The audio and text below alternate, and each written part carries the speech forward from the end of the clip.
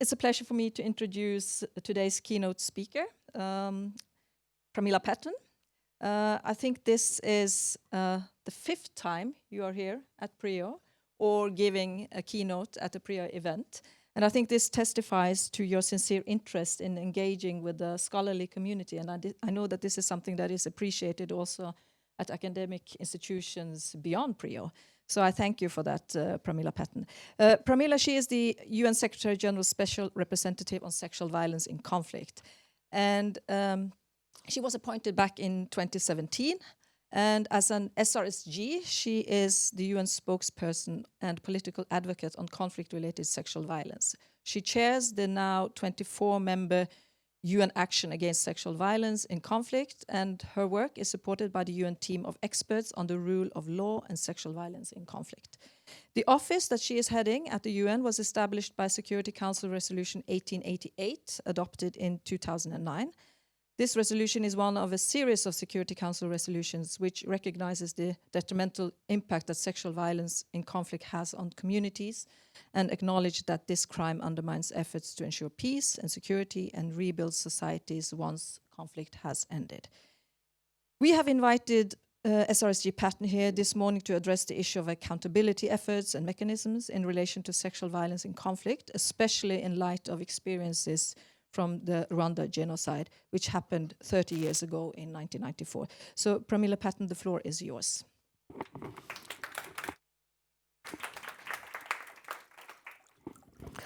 Good morning, everyone.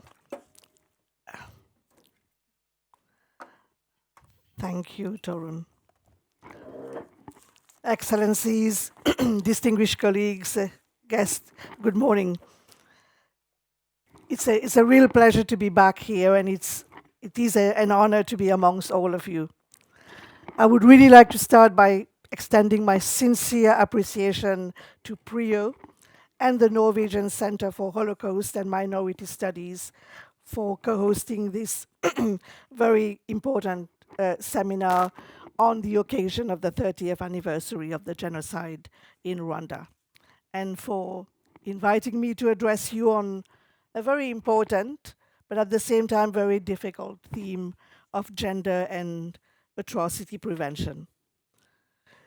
We are gathered today in a stark reminder of the unspeakable horrors of the world, which the world witnessed in Rwanda in 1994.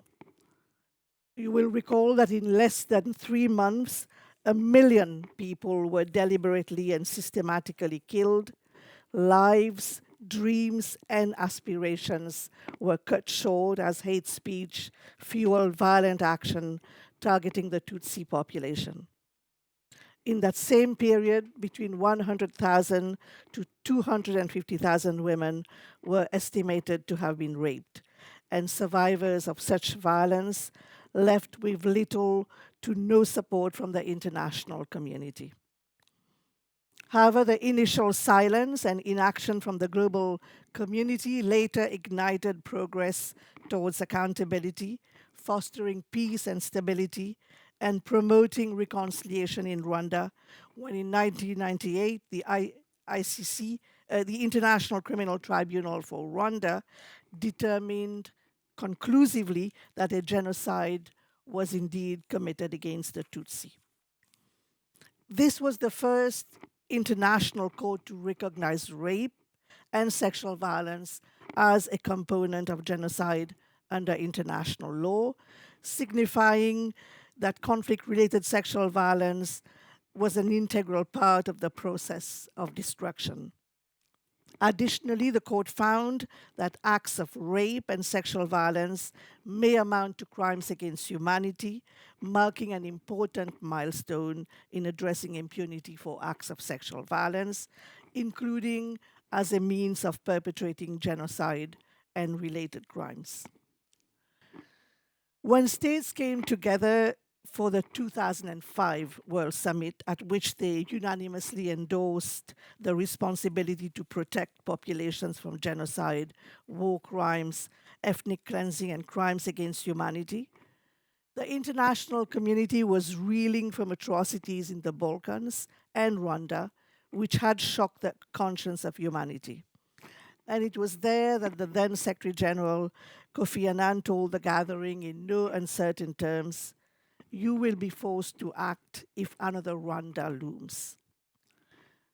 Member states agreed in the World Summit Outcome document that such responsibility entailed the prevention of such crimes, including their incitement, that they had a collective responsibility to use appropriate diplomatic, humanitarian, and other peaceful means to help protect populations from atrocity crimes, and that they were prepared to take collective action in a timely and decisive manner through the Security Council should peaceful means be inadequate and where national authorities were manifestly failing to protect their populations from genocide, war crimes, ethnic cleansing, and crimes against humanity.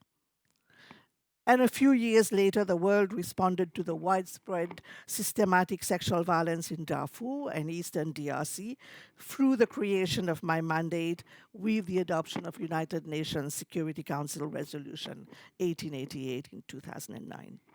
But today, 30 years on, we meet at a time when violence and atrocities continue unabated in many contexts, and where the utility of the R2P seems to be declining, as crises such as Myanmar, Sudan, and Gaza are assiduously ignored by the countries expected to be intervening.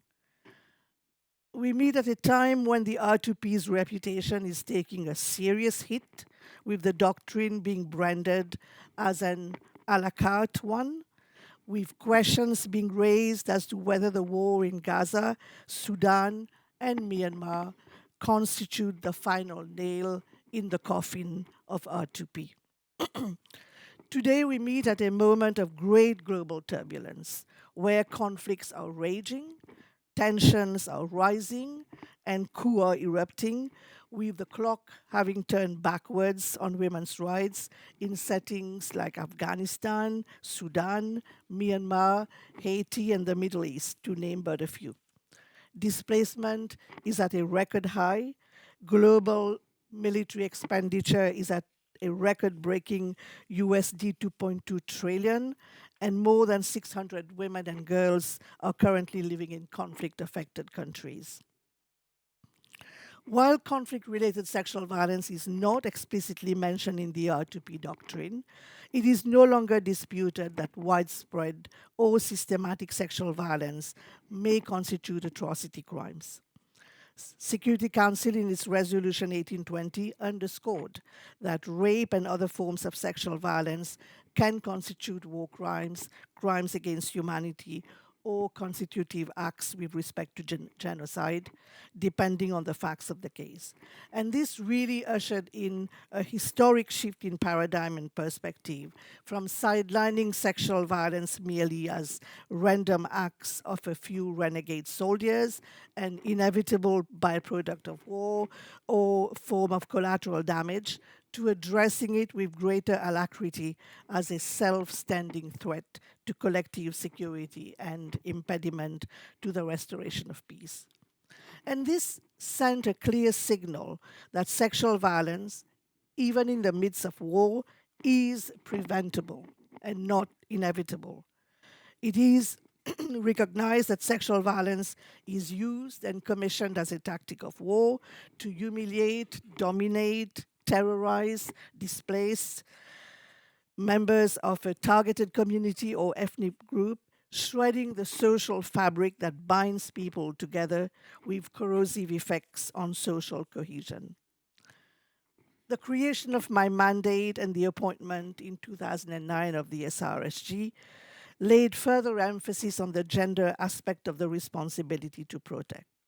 And since the creation of my mandate, atrocity crimes have been documented through the monitoring, analysis, and reporting arrangements in the United Nations peace operations for conflict-related sexual violence, and my office has been tasked with the preparation of the annual report of the Secretary General for its consideration by the Security Council. In April, The 15th annual report of the Secretary General was debated before the Security Council, and it brought to light the stark and disturbing reality of CRSV across 21 situations of concern in a context where we documented a dramatic increase of 49% increase in verified cases compared to the previous year. And this spike is particularly alarming in a global context where humanitarian access remains severely restricted and constrained, with survivors not receiving the urgent and critical comprehensive assistance they require. As we speak, Sudan is today the world's largest displacement crisis, with almost 9 million people displaced in just over a year, with women and girls facing increasing risk of sexual violence while fleeing conflict. The RSF military operations across Darfur and more recently in El Fasher has intensified the risk of atrocity crimes, particularly for civilians from non-Arab communities, given the ethnically charged nature of the current violence. And since the conflict began in April 2023, the UN has received credible information on the abduction of women and girls held in captivity, including reports of women and girls raped and kept in slave-like conditions. There are reports that women and girls abducted in Khartoum were taken to other parts of the Sudan, notably the Darfur region, allegedly in chains in the back of trucks. In this climate of extreme uncertainty, it is not an overstatement to ask whether international law is an empty promise, whether our collective responsibility to protect is more honored in the breach than the observance, and whether ensuring and achieving accountability for some of the worst crimes imaginable is within our reach. The atrocity crime of CRSV has indeed been rightly called history's greatest silence and remains one of the most frequently committed yet least condemned crimes of war. Indeed, every new wave of warfare brings with it a rising tide of sexual violence. The ancient trilogy of wartime terror, looting, pillage, and rape, which should long ago have been consigned to the history books, remains in our daily headlines. Over 15 years since R2P was endorsed by the UN General Assembly, and almost 15 years since the inception of the Security Council agenda to combat CRSV, some progress can be assessed, namely in terms of normative evolution, institutional capacity, and operational impact. And there are some striking and instructive parallels between the trajectories of these two agendas. The international community has already set the normative framework by which CRSV should and can be prevented, starting with the adoption of Council Resolution 1820. The Security Council mandate on CRSV was built on the WPS agenda, which affirmed that no conflict or crisis is gender neutral and no effective response can be gender blind. Nearly a quarter of a century since its adoption, efforts to successfully link equality, social stability, and durable peace in the context of atrocity prevention remains hindered. For example, gender equality is today recognized as the number one predictor of peace, more than a nation's level of development, democracy, or religious and ethnic identity. So that this means that we can no longer treat the subjects of world peace and women's rights as separate conversations. Crimes of sexual and gender-based violence, therefore, can no longer be siloed from discussions of mass atrocity crimes.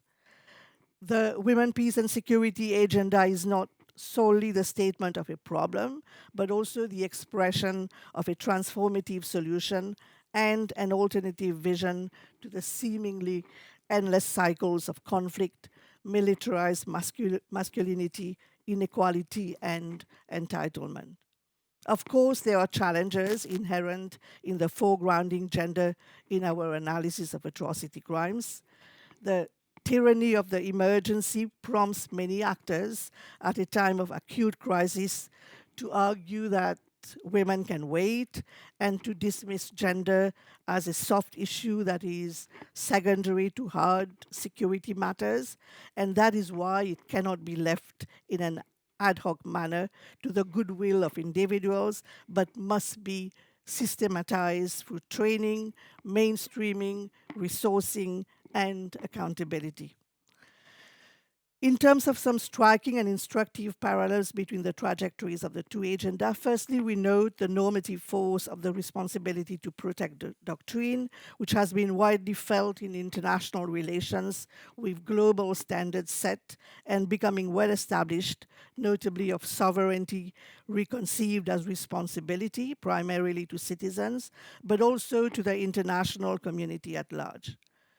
The doctrine has been invoked in numerous Security Council resolutions since 2006 and has, to a certain extent, influenced innovations such as the responsibility of permanent members of the Council to refrain from using the veto when confronted with atrocity crimes. Though sadly, lately we have all witnessed a different trend.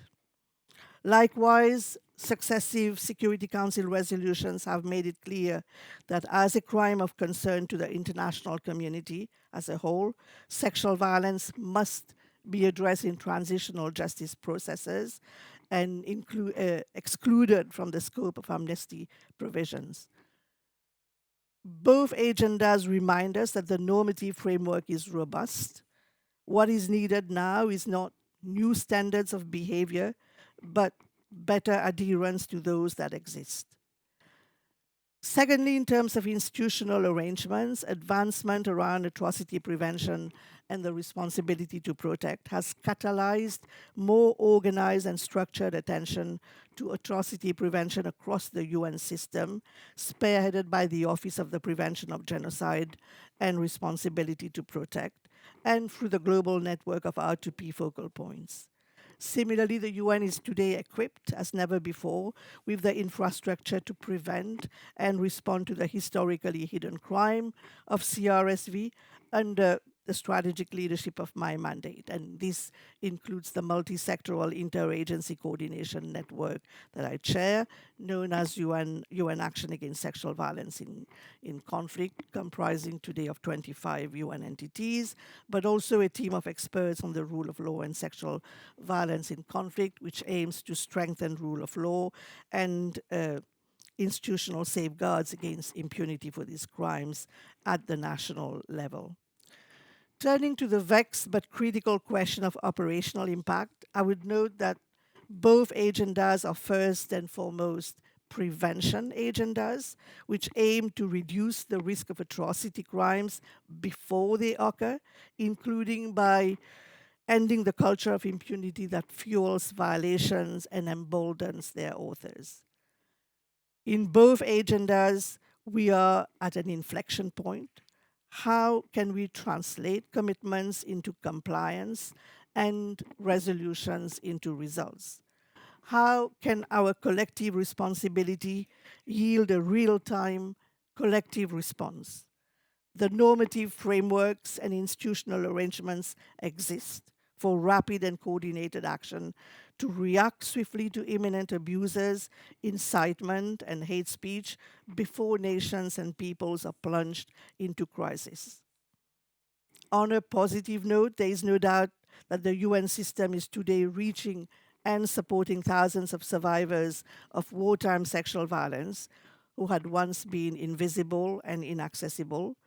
Peacekeepers are now systematically trained to detect, deter, and respond to sexual violence as part of their operational readiness standards to protect civilians. The mandate authorizations and renewals of peacekeeping and special political missions include directives on sexual violence prevention and response, though I must say that An increasing surge in mission drawdowns put at risk these operational gains, and we must ensure the reinforcement of women protection advisor capacity in these contexts. Specific designation criteria on sexual violence have been included in 7 UN sanctions regime, which I brief on a regular basis as part of leveraging behavioral change and opening space for a protection dialogue with belligerent parties backed by the credible threat of enforcement measures. Dedicated experts on sexual and gender-based violence are routinely deployed to international monitoring and investigative mechanisms, and there is an ever-growing cadre of specialists in this field. The operational arms of my mandate are delivering concrete projects on the ground to support survivors funded through our dedicated CRSV Multi-Partner Trust Fund. We also have on the public historical record 15 annual reports of the Secretary General on CRSV, which not only documents incidents, patterns, and trends of sexual violence employed as a tactic of war, torture, terrorism, and political reprisal, political repression, but also lists or names and shames the parties responsible, including both state and non-state actors. Furthermore, the Secretary General has, since 2009, published annual reports on the responsibility to protect, which have explored various dimensions of the issue, including in 2020, the nexus with the Women, Peace and Security agenda. And that report noted the need to deepen understanding of the gender drivers and dynamics of atrocity crimes in order to help states, regional organizations, and other actors more effectively and holistically discharge their responsibility to protect.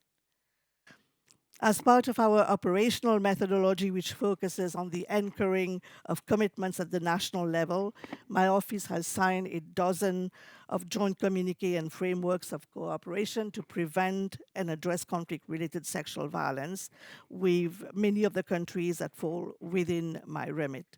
And this aligns very closely with the primary obligation of states to prevent atrocity crimes under the Convention on the Prevention and Punishment of the Crime of Genocide, the 1949 Geneva Conventions, and overall international human rights law treaties. As the UN, we can support, but can never supplant the primary responsibility of states to protect their population. In my role as special representative, I have repeatedly called for swift and rigorous investigation to ensure accountability as a central and critical pillar of prevention, deterrence, and non-repetition. The failure to acknowledge and address atrocities is the surest sign that they will continue unabated.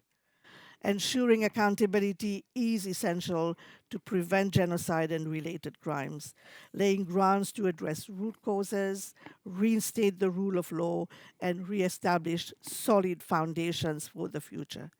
This is paramount and non-negotiable. Accountability mechanisms and processes provide victims and survivors with the justice they deserve, while honoring their dignity by meaningfully engaging them and ensuring their voices are heard. While not an easy feat, accountability as a means for atrocity prevention is a long-term undertaking that must be complemented by immediate actions to collect and preserve potential evidence and treat urgently the immediate needs of survivors so they can start to heal and recover.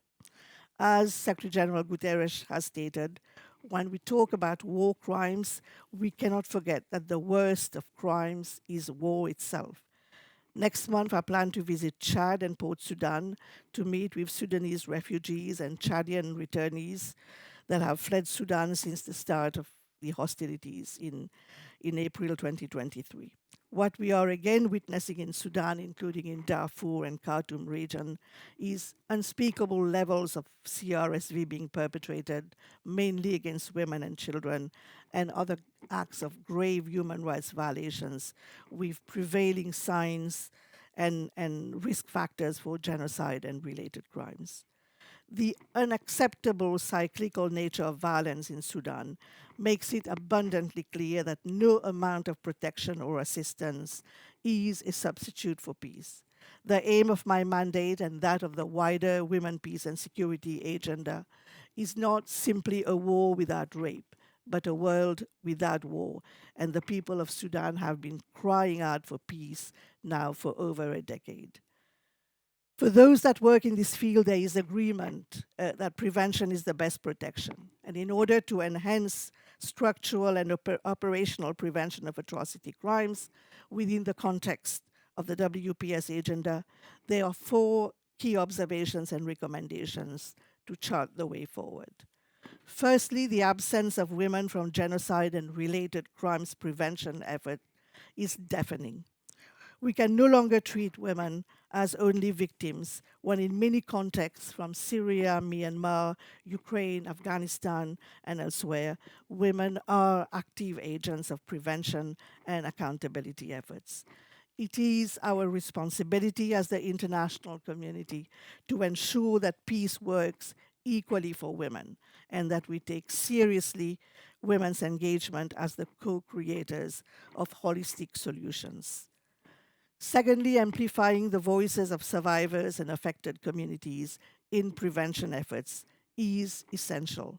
In this respect, we must protect women human rights defenders, many of whom are bringing gender-based atrocity crimes to the attention of the world.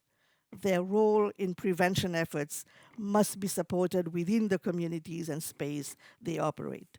The safety of victims and witnesses who bravely come forward to testify must be guaranteed, as well as that of journalists who risk their lives to share these stories with the world. Third, we must be reminded that past instances of genocide, including the genocide against the Tutsi in Rwanda, demonstrated that these crimes do not happen in a vacuum. They are duly planned and coordinated, meaning that there are identifiable early signs, risk factors, and indicators of genocide and related crimes that make it possible to take action to prevent them. The United Nations Framework of Analysis for Atrocity Crimes and my office framework for the prevention of CRSV both provide the basis to detect these risk factors and inform early warning. And finally, accountability efforts need to be bolstered. This includes through the promotion of the universal ratification of the Genocide Convention and other relevant international treaties, followed by their full domestication at the national level, such as the adoption of relevant legislation to criminalize the prohibited conducts and allow for their investigation and prosecution by domestic courts. At the individual level, building an environment that encourages women to come forward and report atrocity crimes is also tied to such accountability efforts.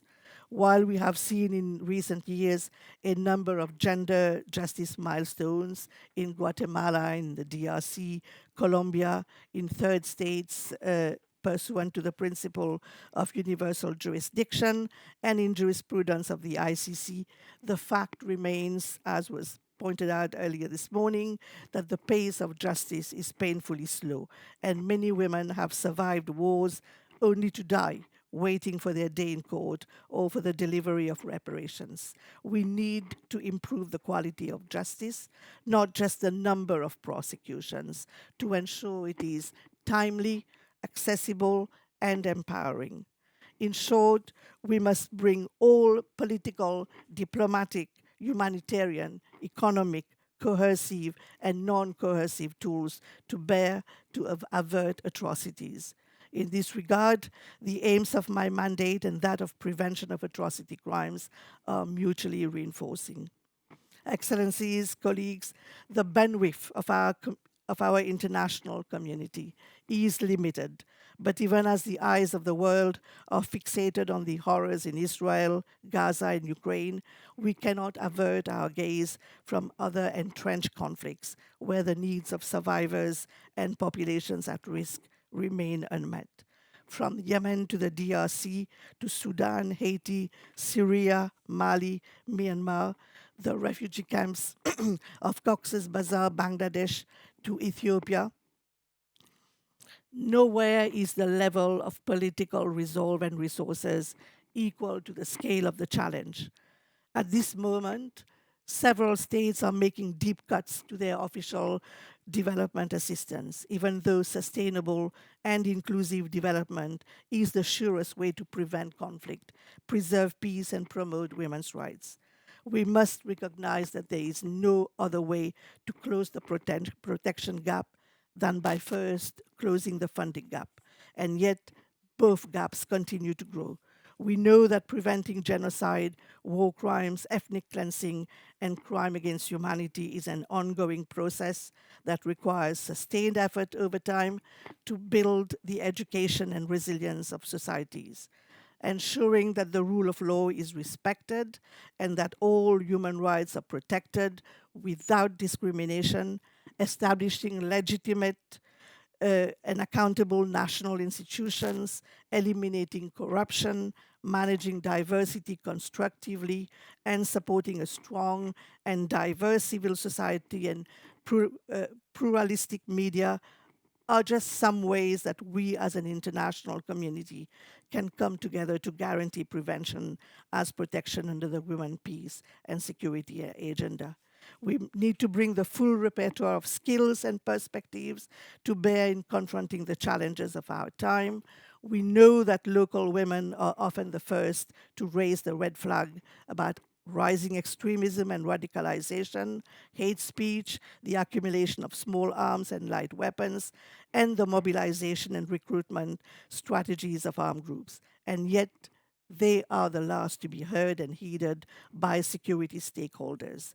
Security policy is still a male-dominated domain, despite clear and compelling evidence linking gender equality and women's participation with durable peace.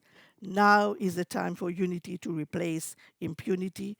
Impunity is rampant, affecting individuals, communities, and whole nations, further fueled by toxic masculinity, misogyny, patriarchy, autocracy, and gender apartheid. Even when we prevent atrocity crimes, protection games will not be sustainable in the absence of equality, empowerment, accountability, and the rule of law.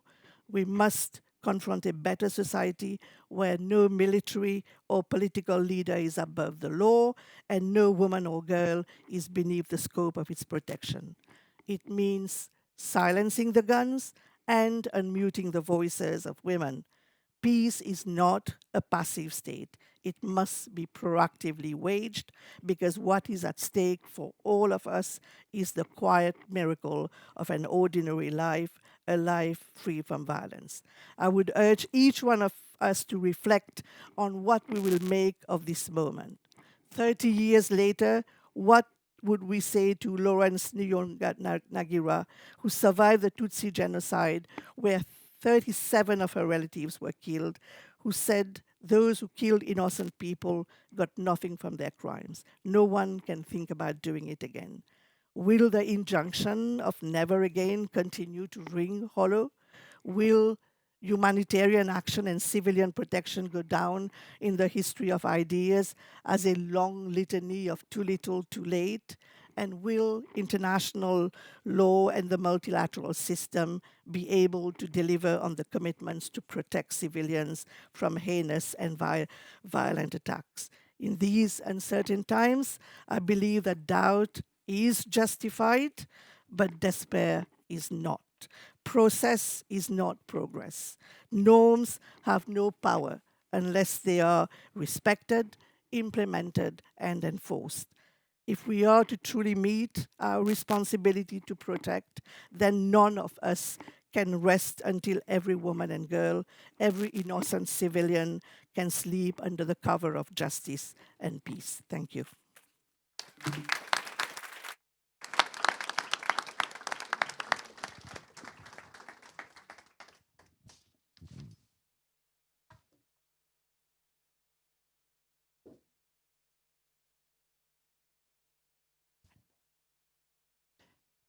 Thank you so much for a very inspiring and informative also keynote. I would now like the panelists to please take a seat.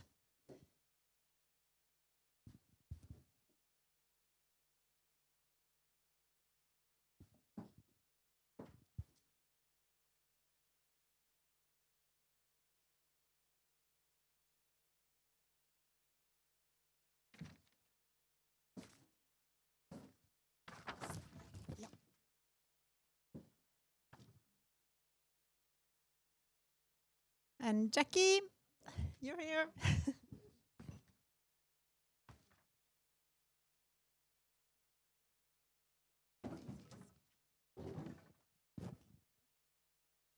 And you all have microphones and they're all turned on, I hope.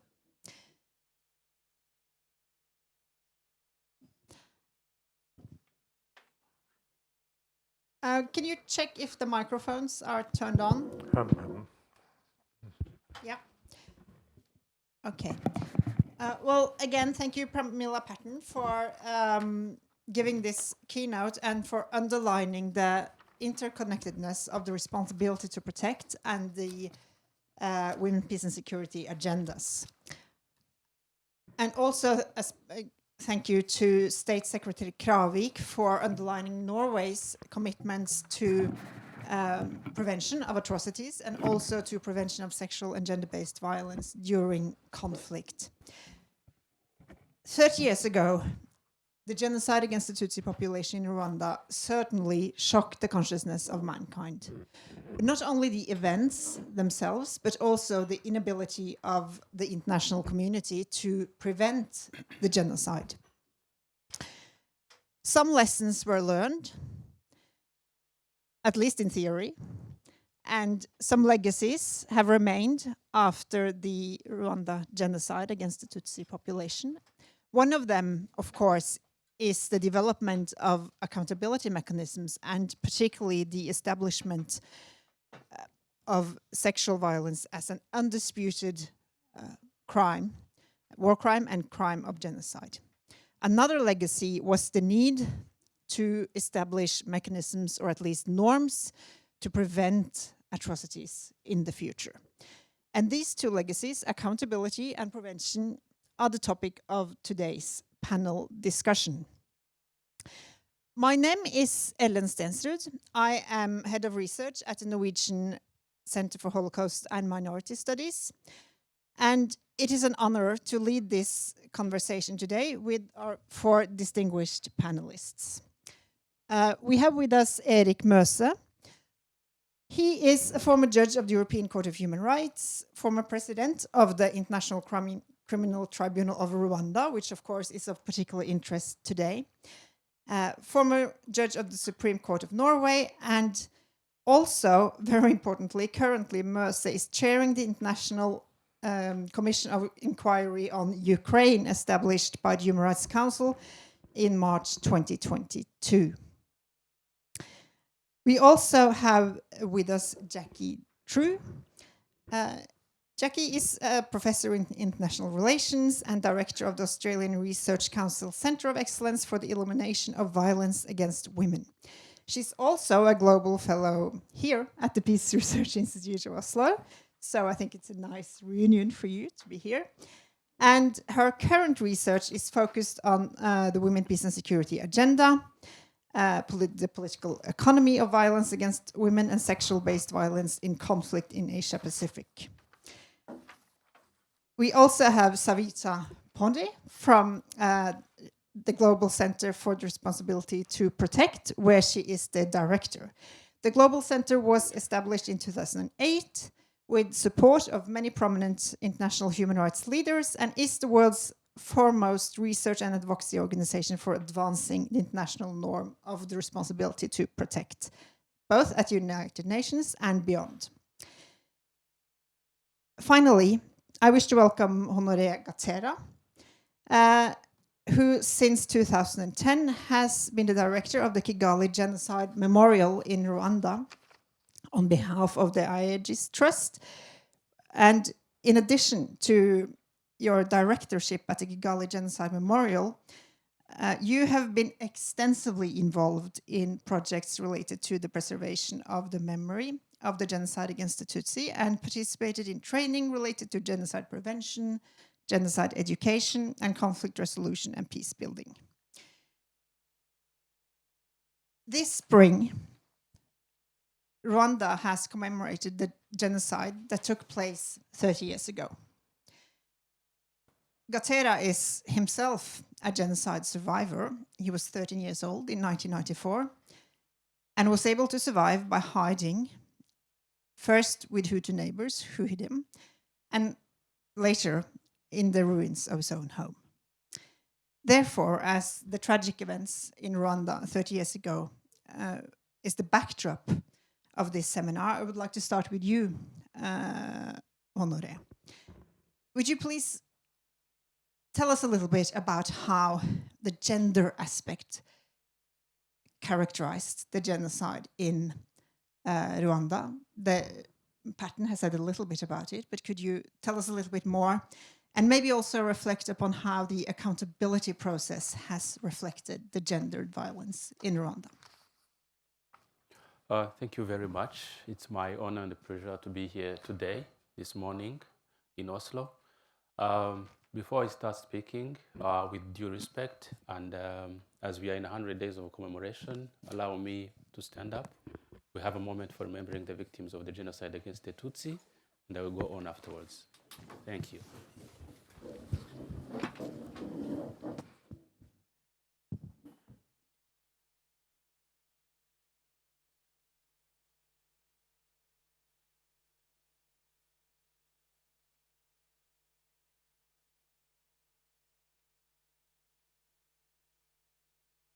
Thank you very much. Honoring the memory of the victims is key to any activity that we do today, to any education we deliver today, to any background talks we do. And that's the reason why we always place the victims at the center, because we don't want it to happen to anyone else among us and to our children. Talking about the genocide against the Tutsi background in Rwanda, mainly focusing on the gender perspective, is very much important. However, it also requires us to understand the historical background of the genocide against the Tutsi in a country in Africa where in the period of the 60s and the 70s and the 80s, a family played the biggest role that you can ever have as a human, because school was not available for everyone. I will talk about this later. If you look at the gender perspective, you will be looking at a family that has a father and a mother, and their role in a family where the mother played the biggest role of educating the children. And as this education was happening at home, it brings us to looking at the generation that was raised from the 60s to the 70s and the 80s, because many of the young people who got involved in the genocide against the Tutsi were gaining education from their mothers and fathers, and were the ones to be involved in the killings. It brings us to thinking, what were they learning at their homes? The genocide against the Tutsi, as it was mentioned even in the keynote, it's not something that happened suddenly in 1994. We are commemorating 30 years now. It's a process that took 30 years of preparation. Sometimes we understand 1994 to be the moment of the genocide, but killings that happened in the 60s, 63, 64, when we talk about the Bloody Christmas, where some of the international people who were living in Rwanda by that time described it as a genocide, were actually the roots of what happened in 1994. After the discriminative ideology that we got as a legacy of the colonial masters, Rwanda got a bad leadership that continued to deepen this ideology, and the Tutsi have been a target along those 30 years. And in 1994, that was the ultimate stage where we saw more than 1 million of lives being wiped out in the most atrocious way, where when we talk about gender now, we look at the unimaginable happening in a community of human beings. The gender perspective of the genocide against the Tutsi will be split into, I would say, 3 items. Number 1, there is an aspect of always considering that when you talk about gender, many people in the community by that time would think about women. And when we talk about gender, everyone understands women's rights, women promotion, and everyone will be focusing on women. Yes, I agree, because in a community or in an African country in the 90s, where the women's rights were really low. If you talk about Rwanda now, it's one of the countries that has the biggest number of women parliamentarians. But that time, if you look at it, it wouldn't even give you 2%, if I'm not mistaken. So the perspective of talking about women during the genocide is an element that comes straight on your head when you look at the gender part of it. Number 1, the victims, because as you have heard, around 250,000 women were raped. If you go into details, it's not just rape. Of course, it's rape to torture them. 2, it's rape to impregnate them, and then they will have children of perpetrators. Number 3, it's to infect them to HIV. And these were the 3 tools of the genocide that women victims were inflicted to. Number 2, you talk about women perpetrators. And this is where it goes even beyond what you could imagine. We know the famous names as Pauline Nyiramasuhuko. You may know the case very much. We know the cases of the journalist at the hate radio RTLM, Bemeriki Valeria. But there are other isolated cases that you would not imagine. I will make reference to a book that was published in 2020, where it's written by Olivier, who I think lives in Sweden. And he was killed by his mother. Even if he's a survivor, he mentioned that it's like my mother, my killer. In French, it's ma mère m'a tué, or my mother killed me, because he had a Tutsi husband who was killed by the uncles of her sons. And then she decided to also take the sons to the uncles so that they can be killed because they have a mixed blood. Because they are the Tutsi, they have a Tutsi father, so they have a Tutsi blood, even if the mother is a Hutu, and they shouldn't live. It's an isolated case that you may think of, but there are several cases like that. Not only mothers were killing their own children, but also they were even killing their own husbands. So if you talk about the gender aspect of the genocide against the Tutsi, this has to be embedded into it, because we are talking about women so much, and people don't understand how, if you talk about gender and include men, you can see how they even suffered during the genocide. Another aspect is rape was not only applied to women, but also to men, and mainly young boys being raped by women perpetrators. Cases that you will find silenced or that you can't even hear about, but that happened during the genocide. The third category that is very much positive about gender is the rescuers. Because as I mentioned, in such community, in a Rwandan family, women were playing a very big role to retain the family together, to provide much more education to the younger generation. We have a number of women who became rescuers, who were hiding their friends and neighbors into their homes so that they can survive from the killings. I was hidden by a woman, but she was married, and the husband was supportive to that. And that contributed to my survival personally. That's a personal experience.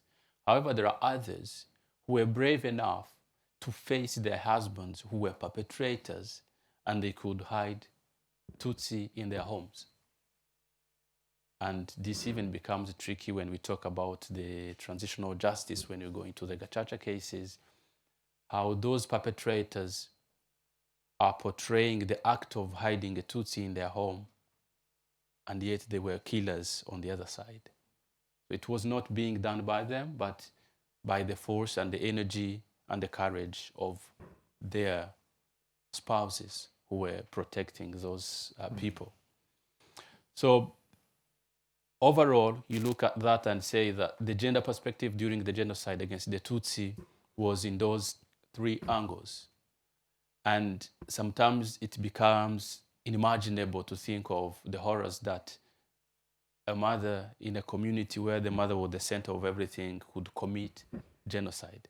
But yes, among what we do at the Kigali Genocide Memorial, we learn how the continuum of violence can be developed, how one becomes a killer, and how one can even become a normal person after being a genocide, because it's possible. And we look at that and figure out that we both able to do, we can do both of them. We can either be a perpetrator or not, depending on which path we have taken and which direction of education that we went through.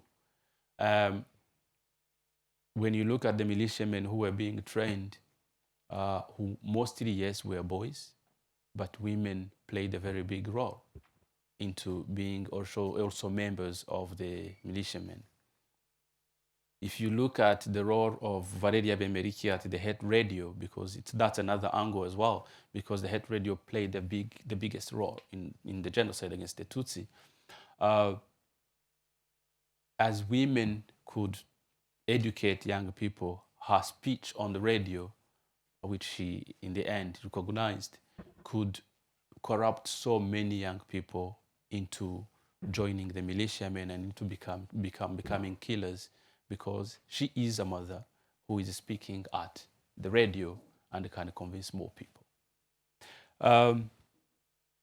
It is also important to note that the minority of women who had access to politics, and here I'm talking about the Prime Minister Agathe Uwiringiyimana, were brave enough to face the regime that was planning the genocide, but at the cost of her life, because she was among the first victims who were eliminated by the regime in the night of the 6th in 1994, because she was not supportive, even if she was brave enough to create a political party that was in opposition, or to join a political party that was in opposition, and make sure that they can at least tackle some of the issues that were emerging in 1992-93, which was the final plan of the genocide. And if we look at the perspective of accountability, which always brings me to reflecting that if humanity has accepted that we are unable to prevent mass atrocities, conflict, and genocide, because we go towards accountability because the crimes have already happened. And it's really the biggest failure that humanity has, because we know that this is preventable if we are focusing on prevention and not the tertiary prevention in the aftermath. We know these cases of women being perpetrators of the genocide have been, of course, focused on, and at the ICTR, particularly the case of Pauline Nyiramasuhuko was the one that emerged to even allow the court to determine that rape during this conflict and genocide is a crime of genocide. And looking at this case, it promoted, or it contributed a lot to stopping other cases probably around the world. However, in my opinion, it shouldn't be the case, because we could have prevented it to happen, or from happening, so that we are able to make sure that that case doesn't really be portrayed as a case that will go prevent other cases. Hopefully it does, but we are not sure that it does, because conflict, sexual violence, gender-based violence in the conflict zones is still happening. But when we talk about accountability, then I look at the role of women in the Rwandan community today. Because gender, as I said, in communities in Africa reflect women and their role because they can hold together the society in a way or another, one way or another. And we look at how beneficial in a community being sensitive to gender matters can contribute to the welfare and cohesion of the society, because the role of women in the post-genocide Rwanda is unimaginable, because the country has reached a lot, has created the strong roots for a family and a community to be together, giving roles to women who, again, end up by being that center of the family, even if they are involved in other activities of the politics of the country. And if that happened before, I have always thought, when I was invited in this conference, I was always thinking, what if what is happening now was happening in the 60s and the 70s? Would it have changed something to what happened in 1994? And I agree with myself, and it's an opinion that everyone would be debating about or agree or disagree, but I think it would have changed a lot in a community that experienced genocide, because it has transformed Rwanda into a country that it is today, fostering a balance of gender, limiting any violence that would be made. The first time when I heard about the National Police of Rwanda having an anti-gender-based violence unit, I didn't know about it, but that was in the early 2000s. Already the institutions that were being created were very much sensitive to the topic because of what happened in 1994. So which brings me to concluding that it's something that still needs our efforts. We have a typical example in history, including the genocide against the Tutsi in Rwanda and even other conflicts that are still happening now. But that requires a change in the manner that we manage this, because we seem to be, as a humanity, reacting to what is happening, and yet it has already happened, and we don't have the tools to prevent it from happening if it's going to happen in another country or society. Maybe I can stop from there. Well, thank you. Thank you so much for that introduction to Rwanda, and particularly the gender perspective. I would like now to move on to Erik Møse, since you have worked at the International Criminal Tribunal for Rwanda. Actually, you've been the president of that tribunal, and currently, of course, you're working to document crimes in Ukraine. I think the SRSG Patten, she mentioned accountability quite a few times as an important tool for prevention. But she also posed a challenge. She asked if international law is an empty promise. How did the International Criminal Tribunal for Rwanda work to establish sexual violence as a crime after the genocide? And how has this affected current investigations, such as the one in Ukraine?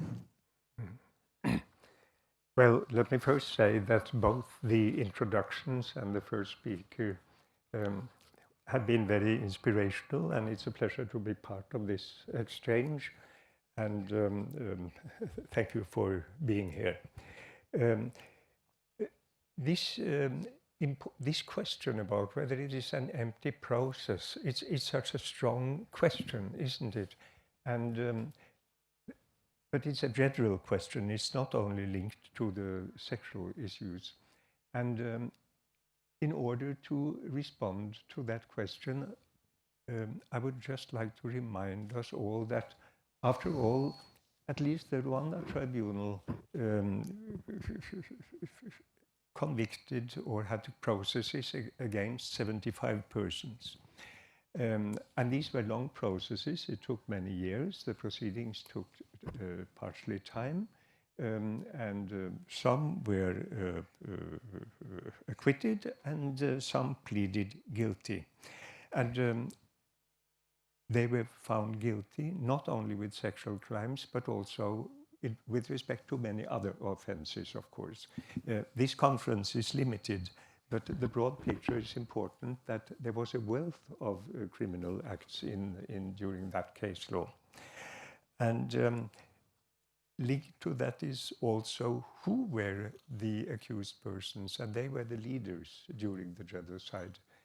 And some of you probably know that we are talking about the prime minister, parliamentarian leaders, military leaders, media leaders, etc., etc.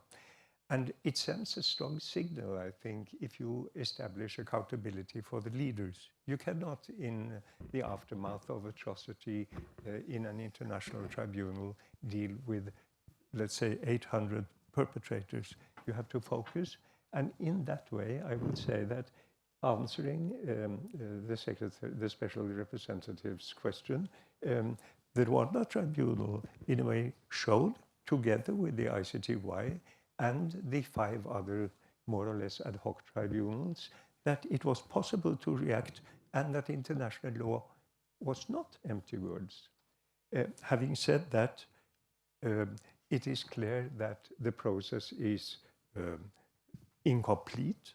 It's selective. It doesn't deal with all conflicts. And even now, when we have the ICC, which is a general court, which is now the one to respond to this question, it's clear that the ICC has its challenges, and there will be a need to strengthen that institution. So that would be my short answer to this. And I'm taking up also Mr. Kravik's question about time in such processes. If you look at how much time was spent on each case, you will see there was a variety of cases. Some genocide trials were finished in about 30 days, which is actually rather record-breaking. And then you had other genocide cases that took years. So, but it depends on the complexity of the case. Now, that was your general introduction. Now more to the sexual issues. And it's interesting everyone knows the name of the Akayesu judgment. And what I think is important to remember at the outset, because you also want to look ahead and to ask, what shall we do, is that even if Akayesu is groundbreaking, both generally for the genocide, but also for the sexual aspects, it would not have been so, that judgment, according to the original indictment. The original indictment of the Akayesu case had no reference to sexual crimes at all. And it was only after the testimony of 2 witnesses, witness J and H, which prompted the judges to ask questions and then really digging into the issue whether this also revealed evidence of sexual crimes. And the prosecutor then immediately asked for an amendment of the indictment, and after having obtained that amendment, came back with more witnesses relating to sexual crimes. So the Akayesu case would have been quite different if it hadn't been for that amendment.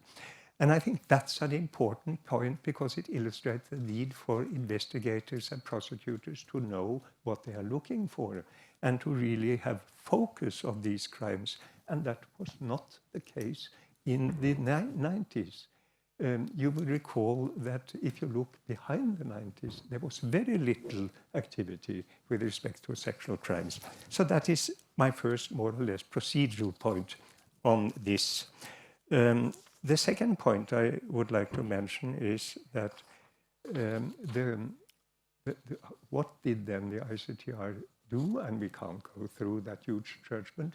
But my point is that, in a way, it transferred, since it was the first genocide convention, it transferred the interpretation of the genocide convention from the travel preparatoires and legal literature in textbooks into legal case law. And suddenly it was part of the law. And just to mention two examples, the first is the frequently mentioned point that the rape of Tutsi women was considered part of the provision of the genocide, according to the facts, because it was perpetrated against all Tutsi women and solely against them, as the court said, and often accompanied by the intent to kill them. They fell under the enumeration of Article 2 of the Genocide Convention. And because it fell under the definition also rape. That had not been said before. That was the second, and this is the first substantive point. And part of this new interpretation, because it hadn't been done before, was a more specific clause, namely Article 2D, about prohibition imposing measures intended to prevent births within the group. And if you look at that judgment more carefully, you will see that there is a statement there, even if it was not directly relevant to any of the accused, that rape with the aim to prevent Tutsi children from being born is also part of the provision.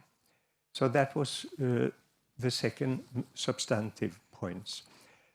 On genocide, and now to rape, and here I think all of us also know, but just for recapitulation purposes, that the Akayesu bench tried also to define rape for the first time. There was no international definition, and they did so both with effect to crimes against, in particular with respect to crimes against humanity and some sub-clauses there. And that definition, which we will not go into here, was later slightly criticized, and there was some case law from the ICTY which developed the law. But the point is, there was the first definition, and that was the way they, and together with the ICTR and ICTY, this gave the speed for this process.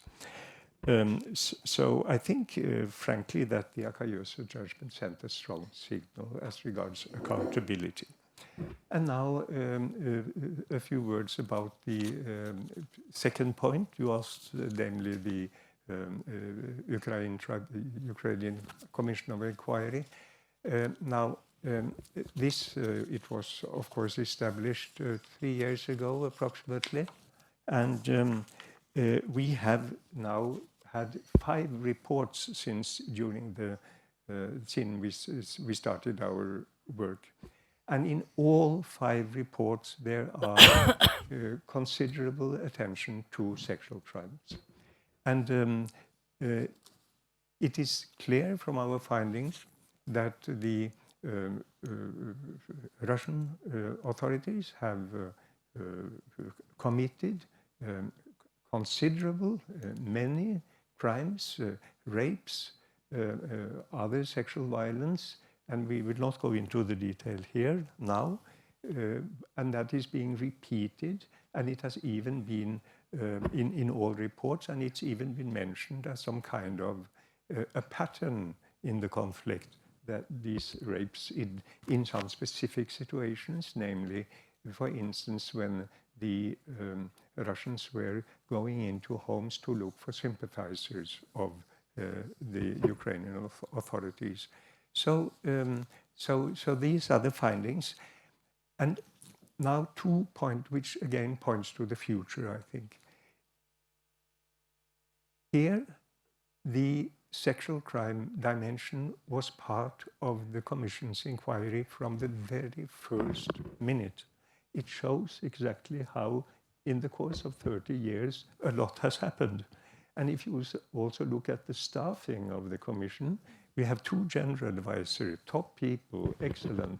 So both the intention, I'm coming back to the lack of indictment 30 years earlier, and the resources and the expertise, in a way, has given the Commission this possibility to focus much more on sexual crime than we did. And my final point is this. You mentioned that during the genocide there were examples of rape against young men. And here I want to draw the parallel, but this was not much spoken about. I don't remember many cases about that at the ICTR. But here at the Ukrainian Commission, we have found a lot of crimes against men, sexual crimes in particular, as part of torture, and in particular in detention camps. And I think that's a dimension which also points a bit to the future, that more focus is needed also in that direction. Thank you. Well, thank you so much, Erik Moser, for that overview of how our understanding has changed. And picking up on that point, moving to Jackie True, since your research focuses very much on sexual violence during conflict and atrocities, I would like to ask you how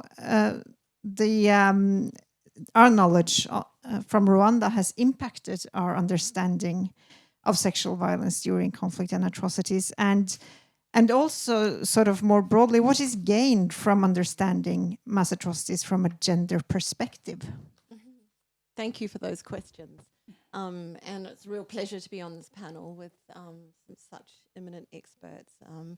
And I think what I will say will possibly build on what the SRSG Patten already emphasised this morning, and also my colleague Honoré here.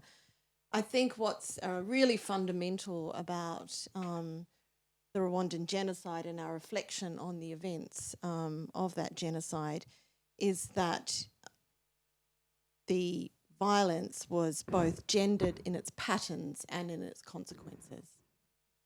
So I think we would emphasise there that a gender perspective on genocide is not about women. It's actually about the dynamics of the genocide. Because in the Rwandan genocide, as Honoré has stated, men and women were both victims and perpetrators. So it wasn't that women were only victims, and it wasn't that men were only perpetrators. So already we have a much more nuanced understanding of gender. But what is really important is that the gender identities of men and women were targeted, and they were mobilised, for gendered reasons. So let me just give it some examples there. So men, battle-aged men, were in a way killed, right? It's sex-selective killing. They were targeted because that was obviously part of, the commissioning of the genocide. Whereas women, especially women of childbearing age, were raped. And here, for the first time, we are seeing how women, it's not just women being targeted, but it's ethnic minority women, right, with the intent to reproduce a certain homogenizing or to produce a nation or a state that's ethnically homogenous. And you can't do that without a gendered strategy, right? And I think then that mass sexual violence is very significant, not just in the acts of the violence, but what it tried to do in terms of reproducing a dominant ethnic group. But I think the consequences of this violence and the gendered patterns of the violence is also really, really important.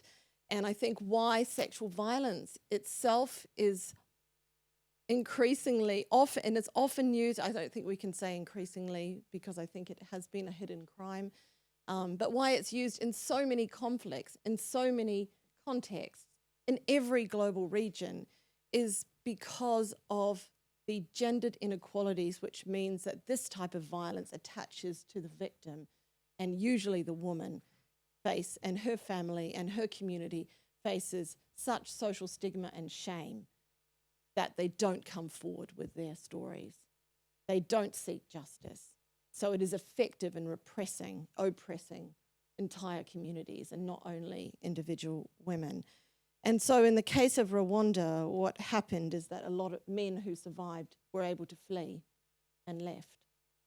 for displacement camps in other countries, and women were left as heads of households, single mothers, mothers of war babies, survivors, right? Survivors of the nation. So a really, really different experience in the aftermath of genocide, in part because of the gendered nature of the genocidal killing and violence. So I think that experience, the Rwandan experience, means that we can't actually understand the patterns of genocide, the consequences of genocide, and let me also say how genocide happens in terms of the preparation for genocide. And I think what we've learned is the importance of a gender perspective in prevention. And there it's the SRSG mentioned a lot about risk factors, early warning, and I think this is what is most important. So where you have high levels of gender inequality, where women don't have sexual and reproductive rights and freedoms, and where there are not safe pathways to report violence, recognition of that violence and justice for that violence, it's much more likely to be used. It's much more effective. It's much more likely to generate widespread stigma, shame, and oppression. So I think what's really important then is that in the Rwandan case, rape was already being used to test the potential for a genocide to be effective. And already rape was occurring to see, gee, how far can we push this violence? Can we commission a genocide? Will anyone notice? Will anyone report this violence? Will it be noticed by the international community? And what the perpetrators learned in that genocide was that no, it would not be. It was not noticed. It was not reported. And yes, they could continue with their campaign of genocide. So when we look now to other situations, we need to look at those early warning signs. We need to look for those unofficial reports of sexual violence, especially being targeted against particular minority communities, because that is the warning sign for the potential for greater violence, more generalized violence. And I think we can see that in many cases. And I guess what I want to say is that I think the knowledge, the investigative capacities that have been built up over the last 30 years are very, very important, but I still think we need more knowledge. And that knowledge often comes from the ground. And the really significance of the Women, Peace and Security agenda is highlighting not just the national and international legal capacities, but the important capacities of peace builders in communities who educate about these types of violence and who can provide a pathway for those in the community to report early signs of violence, and also to empower women in particular to challenge norms, the norms that silence women's experience of sexual and gender-based violence. And here I think it is really important to extend perhaps the category beyond sexual violence to include a range of different types of violence, and gender-based violence would include things like early marriage, which are also strategies used by armed groups to bolster their cohort in advance of any violent campaign. Well, thank you so much, Jackie. Moving on now to Savita from the Global Center for Responsibility to Protect, which is the leading civil society organization in this field of atrocity prevention and R2P. What is and what should be the role of civil society in promoting a gender perspective in genocide and atrocity prevention? And how could a gender perspective, such as the Women, Peace and Security agenda, enhance atrocity prevention from where you sit in this debate? Thank you so much, first of all, for having us all here. I'm still always very happy to be amongst people, because on Zoom I was telling Eric this, that the conversations become more transactional, but here, beyond the panel, we can continue to have these conversations and learn from each other. But I would also like to thank the organizers and Ellen, you personally, for bringing us all here, and Peder and Andreas for organizing this and making it so smooth. So thank you for that. I mean, that's a fantastic question. And speaking after SRSG Patten, and then such an esteemed panel, most important things have already been said. The light has been shown on issues that are important, and how we approach them has been discussed. But I think that what I'm going to just say is adding on a layer coming from where we sit, where the Global Center sits, and where civil societies comes from. So in that context, I mean, just building on what Jackie said earlier, that it's so, when R2P was adopted, when R2P came into being, it was essentially gender blind. I mean, the focus was so much on populations, and to sort of take away the emphasis on civilians or even citizens, and the focus was so much on populations that the aggregated effect of atrocity crimes on different genders was not really talked about. And as discussions on implementation moved forward, practitioners realized, and I mean, I think that it's knowledge we all have gained together over the last 30 years, that all aspects of gender atrocity prevention are gendered. And Jackie talked about this very, very eloquently. But I think that despite this, we need much more nuance, especially in early warning. The data is really still a problem. I mean, in some instances, you have more data on sexual and gender-based violence, but we are still lagging behind in many, many crises where gendered violence is still a very important aspect of how crimes are committed.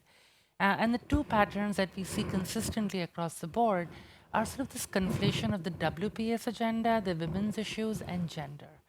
And I think that we need to go beyond this and unpack a little bit more, especially in policy discussions. I think that in the academia, in sort of the legal sphere, this is much more nuanced, but in policy, it's still not. So this conflation of women and gender is very, very common. And what this does is that, we say at the Global Center that atrocity crimes, every gender experiences atrocity crimes differently, and every gender's experience of atrocity crimes is different. And we say this again and again because every person experiences atrocity crimes based on intersectionally where they sit, based on their ethnicity, based on their gender, based on their life experience, based on their age, their abilities, all of those factors.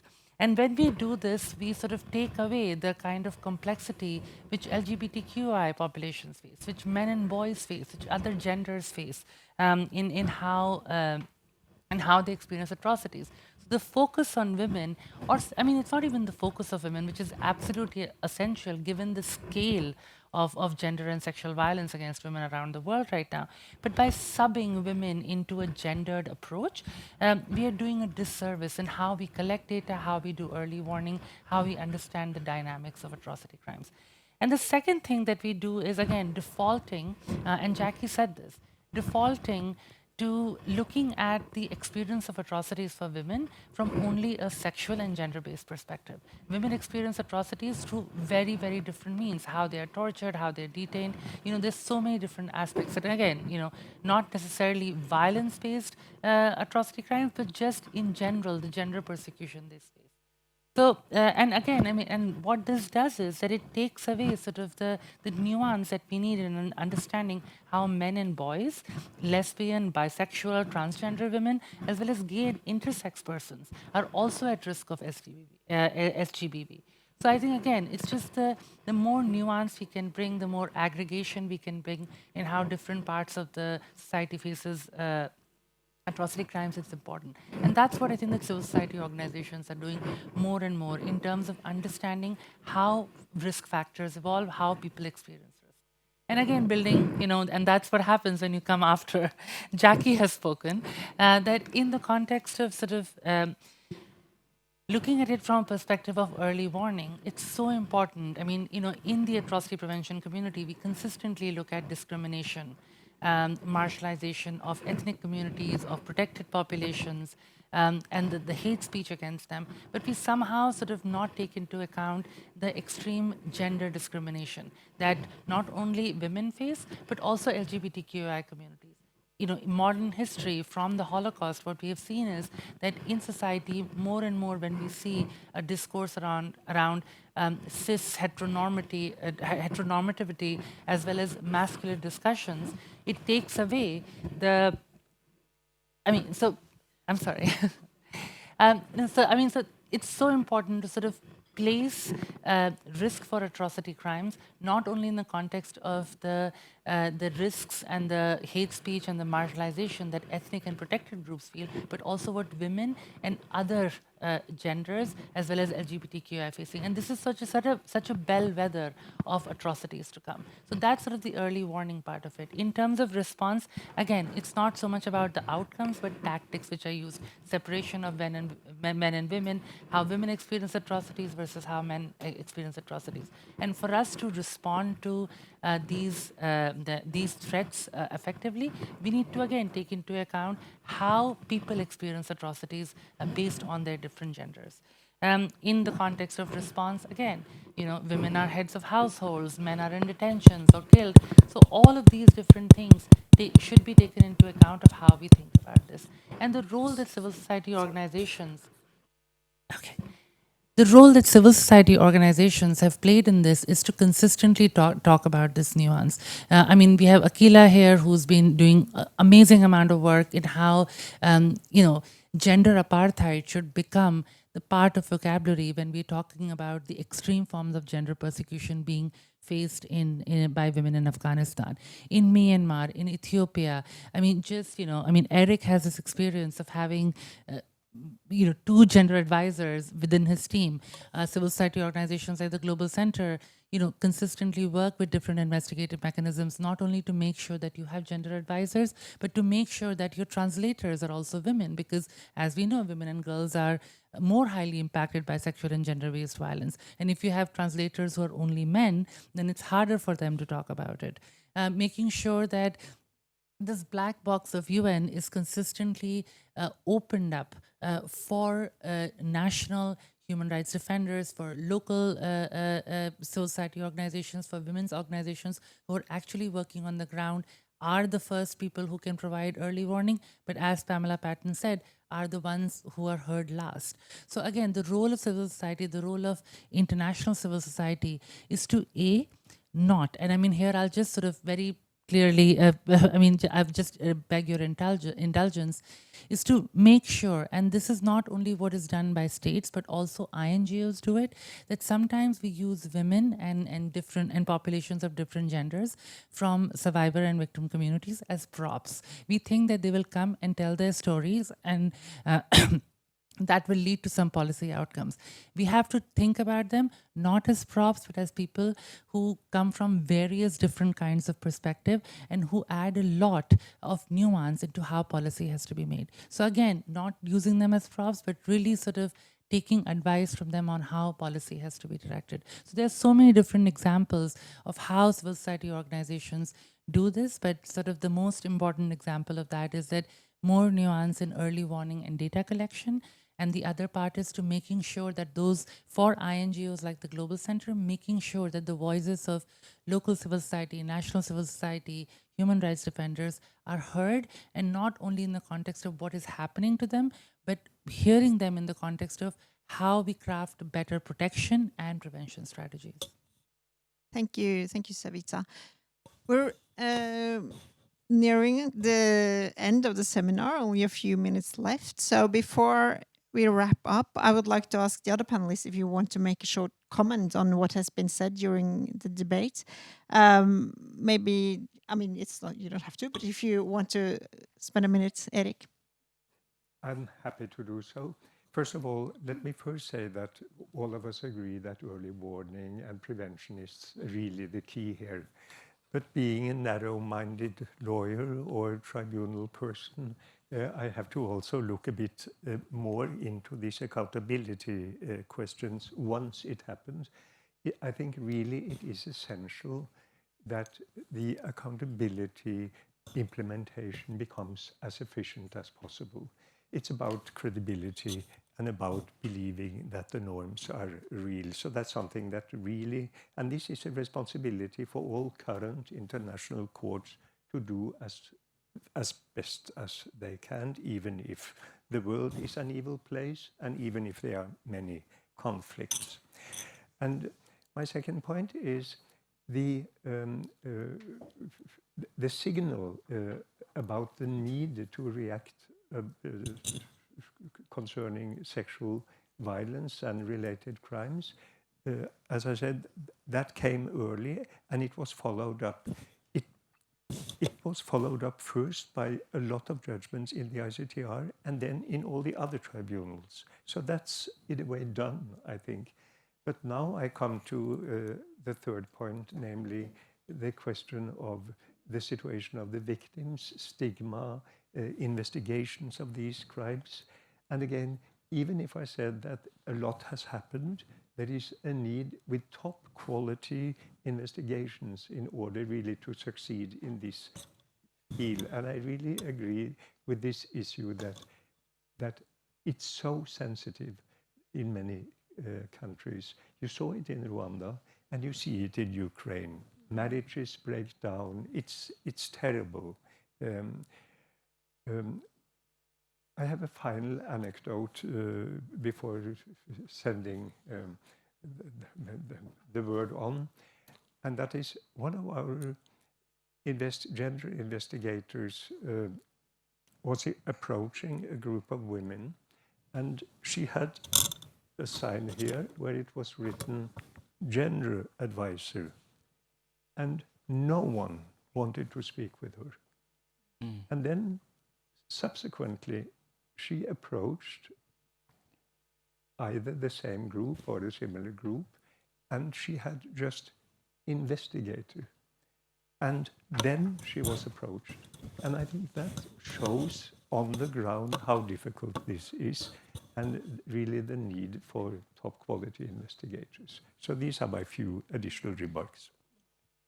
Jackie, do you want to comment to that? Yeah, sure. On, isn't it? Yeah. I mean, I think there is great potential with early warning, and I think, you know, I just also echo that point. And in the research I've done with my colleague Sarah Davies, who I think is going to speak online in the afternoon, we did a 10-year study of Myanmar, Philippines, and Sri Lanka.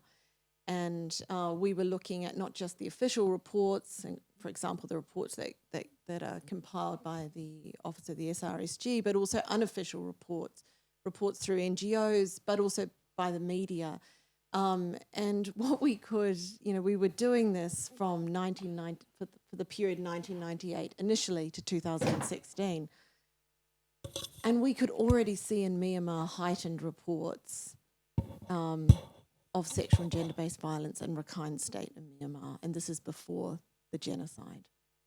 And looking at that now, we've just published the book-length study of that. It's called Hidden Wars, published by Oxford.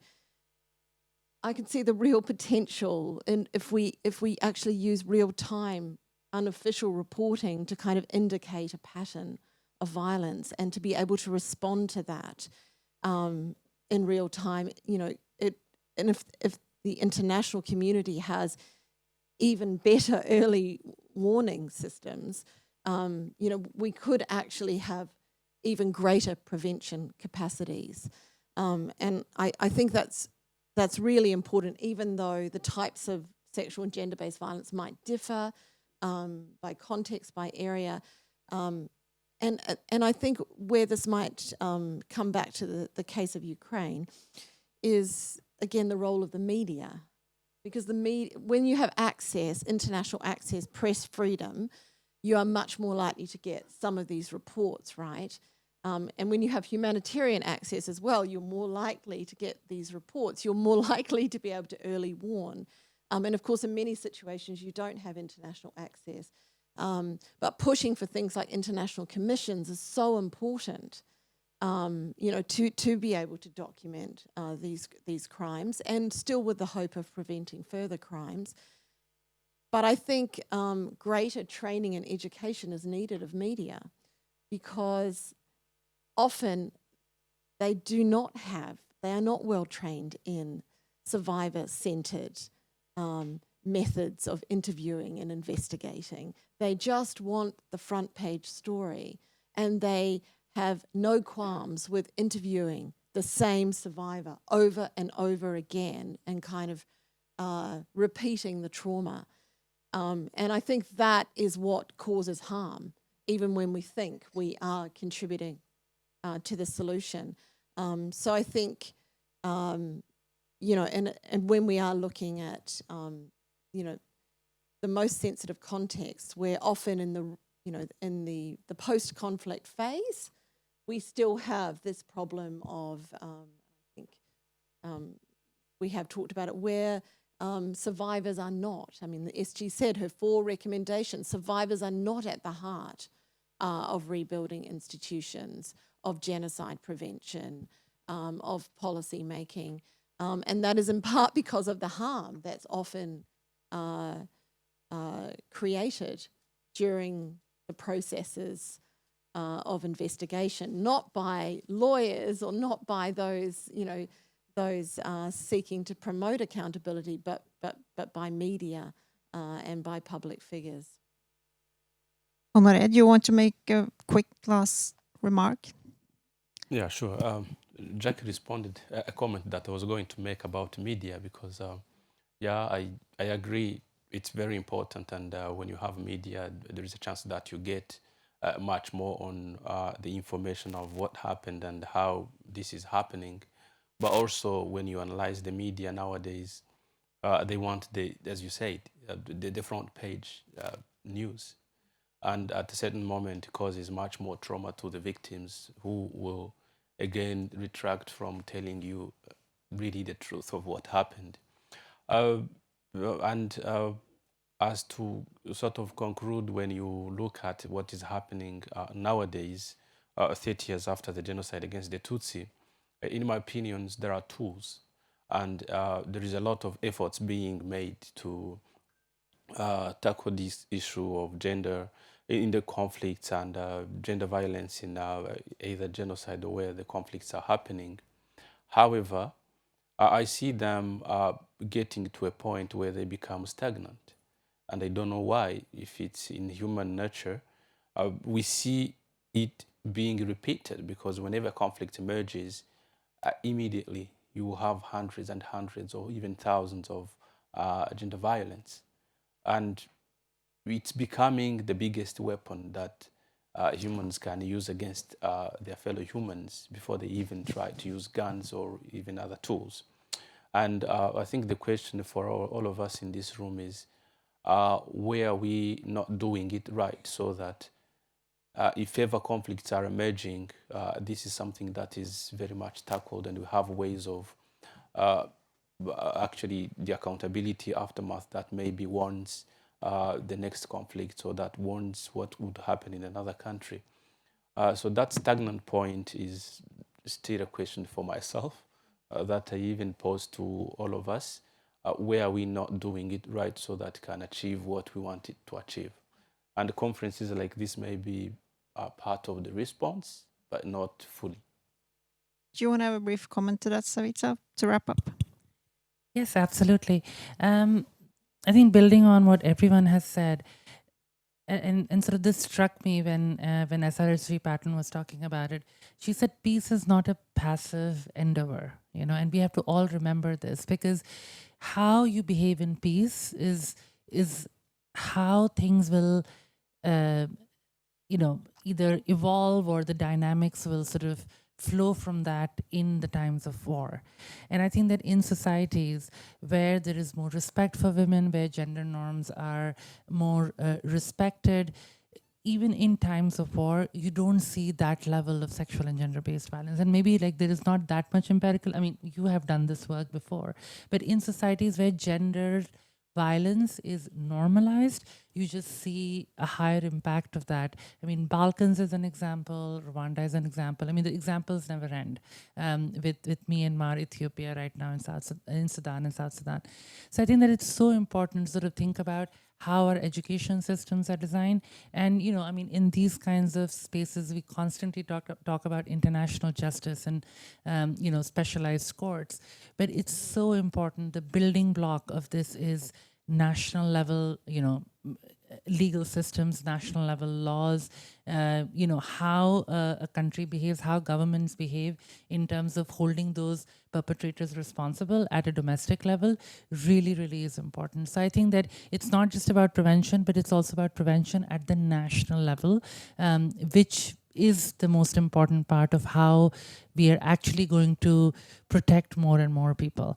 And then the sort of the final thing is, again, you know, just thinking constantly in terms of from protection clusters to accountability, bringing in that gendered perspective and not treating people from the affected communities as if they are props. And I can't say this enough, because sometimes we get these lists from the UN Security Council members who want a briefer from a particular country, and that list would include things like, oh, should be a woman, should speak English, should be a survivor of sexual and gender-based violence, but, you know, make sure that she's not too political because the discussion is humanitarian. And it's just offensive, like so deeply offensive. So I think that it's just so important to consistently think about these people not as props, but as actual people who are going to affect policy, because they are the most important stakeholder in all of these discussions. Thank you, Savita. And I'll give the last final word to Ingrid. Thank you so much to all the speakers who have talked here today, and thank you to the panel. Thank you for sharing your expertise, your insights, your knowledge. My name is Inger Kjelsbæk, and I'm one of the co-organizers. I'm head of the Gender Studies Department at the University of Oslo and also a research professor at PRIO. And I have also worked in this field for a long time. And I think you've shown us in different ways that kind of the horrors, the incomprehensible horrors that we're actually talking about in Rwanda and other catastrophes of the 1990s, they still linger. But we have learned quite a lot. And I think it's fair to say that I think it's inconceivable today to have processes of transition from armed conflict to peace and all the mechanisms that are in place and can be improved, but are in place to facilitate that process. It's inconceivable to have these without also having gendered perspectives, gendered concerns, gendered documentation, and so on. But still, there is more to address, as has been said. The issue of gender being more than women. It also has to do with sexual minorities and men. And one thing that has been touched upon that I am very concerned about now is also children being conceived by this particular violence that we're talking about, which makes this violence very unique. And I think also we have a lot of learning from Rwanda on that. How children conceived through these acts, criminal acts, are how they live their lives and how societies deal with them. I want to thank the co-organizers, everyone. And I just want to end by saying it may be very naive, but I think we always have to remember what we're talking about are not natural catastrophes. These are man-made decisions for mass atrocities to happen, and we can have man-made and women-made decisions to not make them happen. So on that maybe a little bit optimistic note, I think we should end the day, and I wish you a good day onwards. Thank you.